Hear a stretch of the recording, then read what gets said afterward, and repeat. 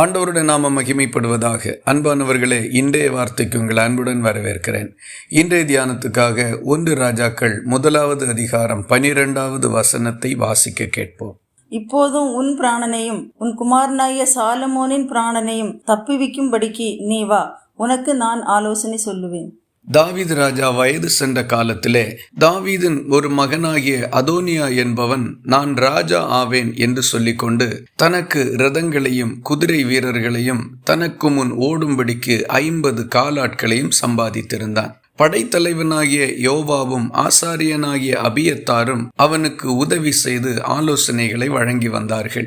இந்த நிலையில் ஒரு குறிப்பிட்ட நாளிலே அவன் இஸ்ரவேல் அனைத்தின் மேலும் தன்னை ராஜாவாக அறிவிக்கும்படிக்கு பிரதானிகளை எல்லாரையும் அழைத்து விருந்தை ஆயத்தம் பண்ணி தான் ராஜாவாகிறதற்குரிய எல்லா காரியங்களையும் செய்தான். ஆனால் தனக்கு அடுத்ததாக ராஜாவாகும்படிக்கு சாலமோனைத்தான் தாவீது முன்குறித்து வைத்திருந்தான். தேவனும் சாலமோனைத்தான் முன்குறித்து வைத்திருந்தார். சூழ்நிலை இப்படி இருக்கின்ற போது நாத்தான் என்கிற தீர்க்கதரிசி சாலமோனின் தாயாகிய பத்சேபாளையும் சாலமோனையும் பாதுகாக்கும்படிக்கு முன் வந்தார். அவர் சொன்ன ஆலோசனையைத்தான் நாம் வாசிக்க கேட்டோம். உன் பிராணனையும் உன் குமாரனாகிய சாலமோனின் பிராணனையும் தப்புவிக்கும்படிக்கு நீ வா, உனக்கு நான் ஆலோசனை சொல்லுவேன் என்பதுதான் அந்த வார்த்தைகள். அன்றைக்கு நாத்தான் தீர்க்கதரிசி சொன்ன ஆலோசனையும் வழிகாட்டுதலும் தேவனும் தாவீதும் முன்னதாக நியமித்திருந்த சாலமோனை ராஜாவாக ஏற்படுத்துவதற்கு பேருதவியாக அமைந்தது.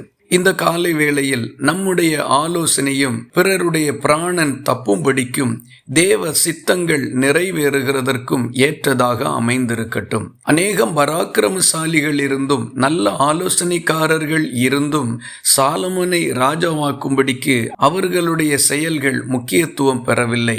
நாத்தானுடைய செயல் மட்டும்தான் முக்கியத்துவம் பெற்றிருந்தது. பிராணன் தப்பும்படிக்கும் தேவ சித்தம் அவர்களில் நிறைவேறும்படிக்கும் நீங்கள் நல்ல ஆலோசனைக்காரர்களாக காணப்பட வேண்டும். எது வேண்டுமானாலும் நடந்துவிட்டு போகட்டும், நமக்கென்ன அப்படி என்கிற ஒரு சிந்தை நமக்கு ஒருபோதும் இருக்கக்கூடாது.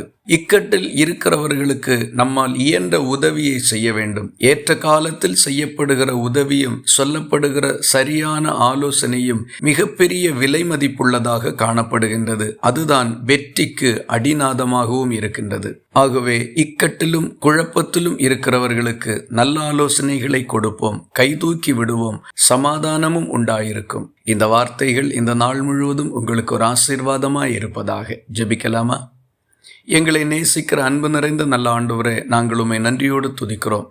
ஆசீர்வாதமான இந்த காலை வேளையில் நாங்கள் துன்பத்திலும் பிரச்சனைகளிலும் குழப்பத்திலும் அகப்பட்டிருக்கிறவர்களுக்கு சமயத்திற்கேற்ற நல்ல ஆலோசனை சொல்ல அறியும்படிக்கு நீர் எங்களுக்கு ஞானமும் விவேகமும் உள்ள இருதயத்தை தந்தருள வேண்டும் என்று ஜெபிக்கின்றோம். எங்களுடைய ஆலோசனைகளும் வழிகாட்டுதல்களும் அவர்களுக்கு விடுதலையும் சமாதானமாகவும் காணப்படும்படி கர்த்தர் எங்களை பயன்படுத்த ஒப்புக் கொடுக்கின்றோம். இந்த ஆசீர்வாதமான பங்குக்கு எங்களை தகுதிப்படுத்தும். ஜெபத்தை கேட்டதற்காக ஸ்தோத்திரம். இயேசு கிறிஸ்து மூலம் வேண்டிக் கொள்கிறோம் எங்கள் அன்புள்ள நல்ல பிதாவே, ஆமேன். கர்த்தர் தாமே உங்களை ஆசீர்வதிப்பாராக.